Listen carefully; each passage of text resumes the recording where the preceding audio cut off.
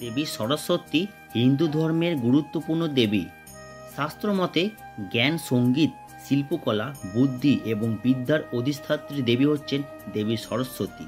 তার প্রথম উল্লেখ পাওয়া যায় ঋগ্বেদে। বৈদিক যুগ থেকে শুরু করে বর্তমান সময়েও দেবীর আরাধনা করা হয় বিশেষ নিয়মে।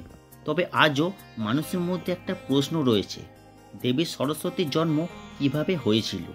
এই নিয়ে রয়েছে বিতর্ক।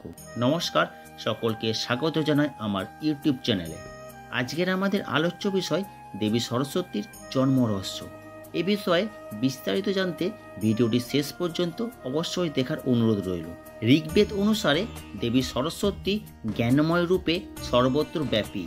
এই বিশ্বভুবন প্রকাশিত হয়েছে তারই জ্যোতিতে।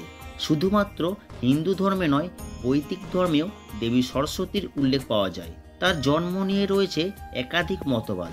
দেবী সরস্বতীকে নিয়ে তার প্রচলিত কাহিনী অনুসারে একবার সৃষ্টিকর্তা ব্রহ্মা সংসার বিস্তারিত করার জন্য এক নারী মূর্তি সৃষ্টি করেন, কিন্তু তিনি নিজের বানানো নারীর প্রতি আকৃষ্ট হয়ে পড়েন। পরবর্তী সময়ে তাদের এক পুত্র সন্তানের জন্ম হয়, যার নাম মনু।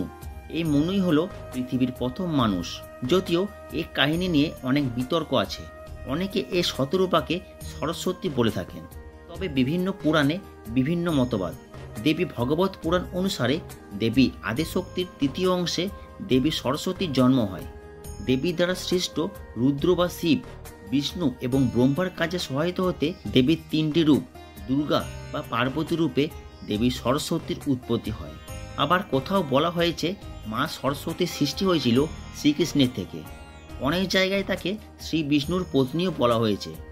মার্কণ্ডীয় পুরাণ অনুসারে শ্রী শ্রী চণ্ডী যখন শম্ভু এবং নিশম্ভু নামক দুই শক্তিশালী অসুরকে বধ করেছিলেন, তখন তার বিশেষ মূর্তিকে সরস্বতী রূপে কল্পনা করা হয়েছিল।